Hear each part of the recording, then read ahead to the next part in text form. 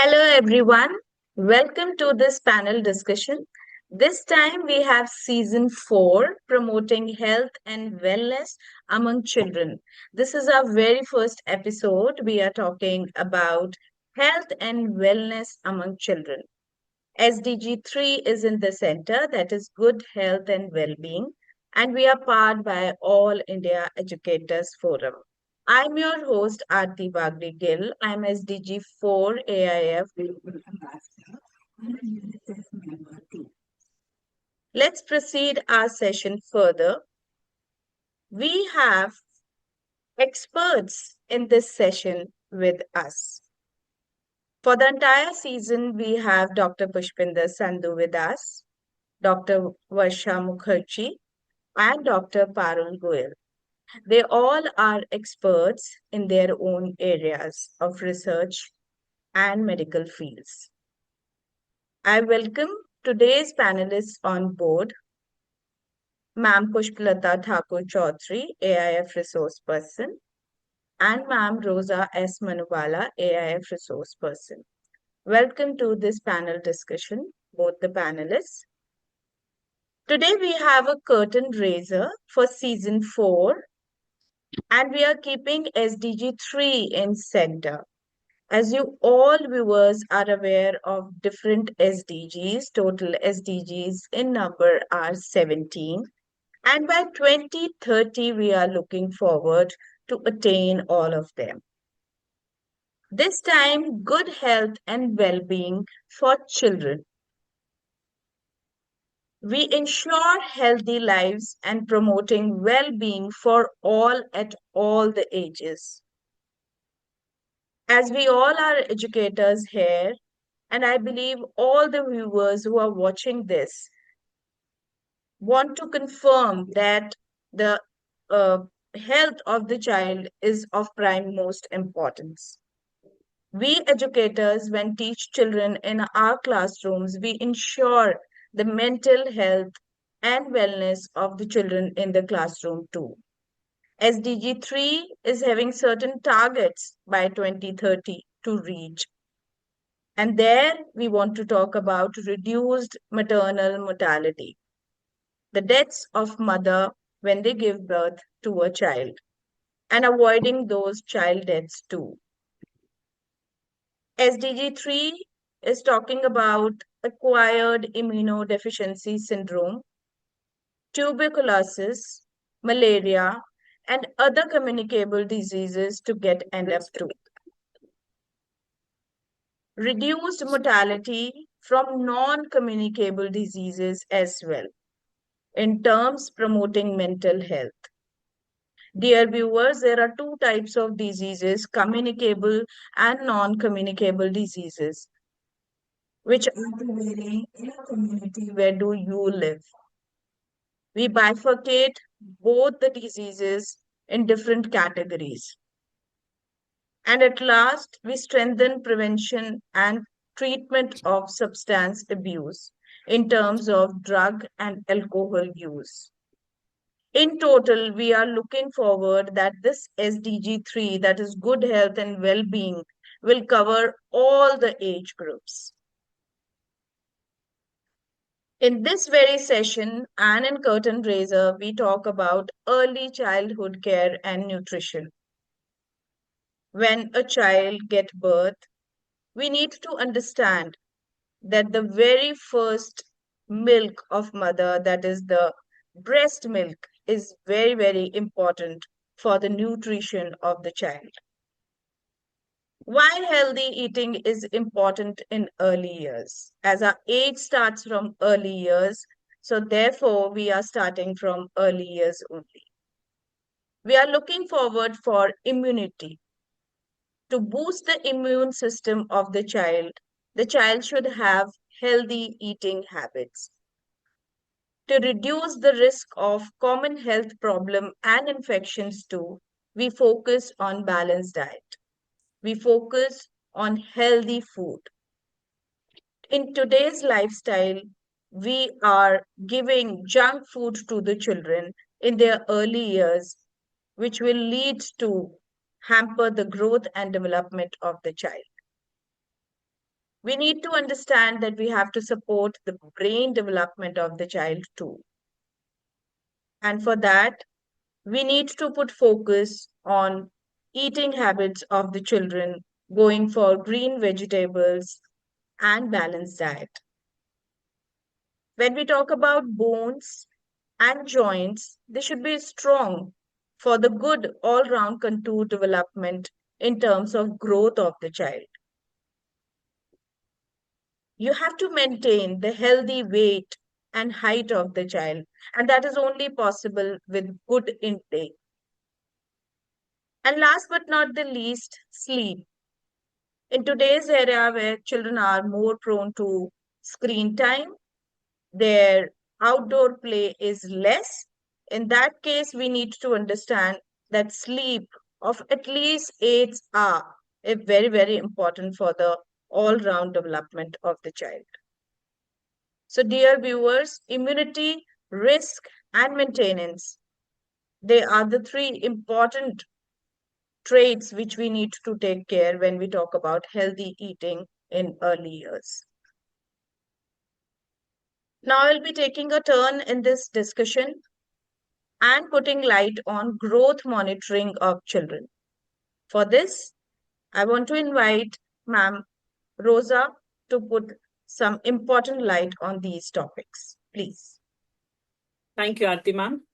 Very well said, actually. You have explained it so nicely that the child nutrition, how it can, the future of a child depends on the early nutrition and the challenges in the current generation, what we are facing, lack of sleep, screen time, and all that. So when we talk about building a strong nation, we often think about education or technology or the infrastructure, right? But the real foundation of a country's growth, actually, I think it begins much earlier with the child's nutrition and growth in the first few years, because those individuals are going to be the future of the country. Uh, when you say growth monitoring, that is if I have to explain very briefly, it is basically the regular measurement of a child's physical development, right? And when we say physical development, it's the weight, height. When kids are born, they even measure the head circumference and body mass index, BMI, or as the child is growing, we measure that BMI. So why it is important to monitor the child's growth, right? Because it ensures the child is growing according to the age standards, which is given by the WHO, and it helps in the early detection of any underlying health issues of a child, because many a times it happens that the child will look healthier from outside. Maybe the child looks healthy in terms of weight, uh, but there may be, if the nutrition is not proper, there may be some underlying issues, or he or she is not growing as per his or her age, right? Which in in turn, it prevents severe malnutrition, which can lead to malnutrition, which is directly related not just to the physical but the cognitive development. Here, actually, I want to mention an anecdote of a personal experience. Actually, one of the child, he was just 7 year old, and we had this issue that the child was very no, was not attentive in the class, and many a times while the class is going on, he will doze off. So initially, everybody thought that maybe he sleeps late and he's not attentive in the class, or he has lack of interest in the class. So it took some time. We had parent-teacher meetings and all that, and finally, the teacher said, "Why not you get the full body checkup done?" She suggested to the parents. In fact, she mentioned to the principal that something is wrong with the child. Look, outside everything looks physically fit, but maybe we are thinking in a wrong direction. So finally it came out the result that the child is very anemic. So uh, that is where growth monitoring helps, right? So this early intervention can save lives in a larger picture. And as per WHO, around 45% of deaths globally in children under 5 are linked to malnutrition or undernutrition, which is the number is really alarming. So how do we, what are the tools to, to used in growth monitoring?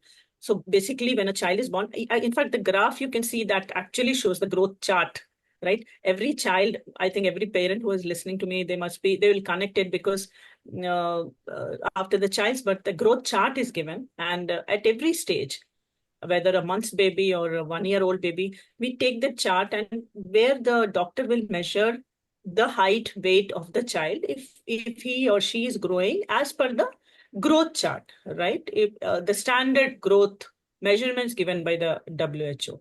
And one more alarming thing is India is one of the highest rates of child stunting, which is also an alarming thing according to the National Family Health Survey reports done. So that's where India is. So how do we face this challenge, or how do we tackle with the challenge? Now comes the important part, is the role of parents and schools and communities. So when I say parents, definitely at home, the first thing is regular monitoring.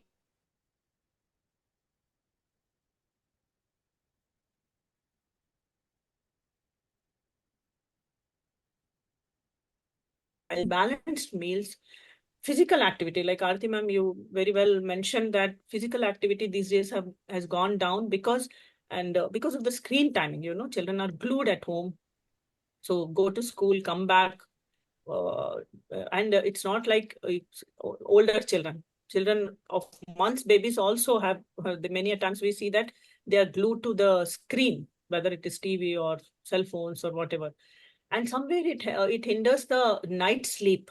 So the role of the parents here is not just giving balanced meal, but a good night, making sure that the child sleeps for is having a good night sleep, at least 8 hours sleep, which is a very, very vital point in child's growth, actually, right? Which is very important for the growth of the child. And as a society, as parents all together, I think we have been talking about this. So how do we tackle this thing is, I think, by increasing the physical activity, motivating children to go out, spending more time with kids automatically cut down on the screen time, right? And of course, sharing the stories. In fact, in schools, many schools, they come up with ideas like Orange Day, where kids unknowingly they bring healthy food, citrus fruits or carrots to the school. So they think that it's just a fun activity, but we are in a way we are encouraging them to eat healthy food, right? Now, when I say schools play a very, very important role in the growth of a child, because kids spend maximum time of their early years in school, right? So whether it is the midday meal program or nutrition education, not just for students, sometimes, schools, they call physicians or healthcare providers and have a session for parents also, right? So, and then they also monitor the height and weight of children in the school, right? And if the physicians find anything abnormal, then parents are they are being told that this is the issue, and that's where they can go further by taking care of the child, right? Now, society in large, whether we say community or government, we know that already a lot of things government has been doing in this aspect, whether it is ICDS, which is integrated child development service, or the NGOs, they are working a lot in this aspect. There is a RBSK, if I am very sure listeners would have heard about it, Rashtriya Bal Swasthya Karikram. These programs, they use Anganwadis centers for tracking the height, weight, nutrition, and vaccination of the children, whether it's given on time, and how the child's growth is there. All that is tracked, is monitored, right? And of course, the NGOs like UNICEF, they provide supporting technical training and community outreach, right? But in spite of all that, there are several challenges, like lack of awareness. Um, when I say awareness, maybe not much in urban areas, but yeah, rural areas. So in this aspect also, I think government and NGOs are playing a very, very big role uh, by providing them awareness about the nutrition, especially in the early years. Uh, Another hindrance is definitely poverty, where parents are not able to provide nutritious food to the child. So that's where the midday meal programs come into the picture, where the child is not just encouraged to go to the school, but at the same time, along with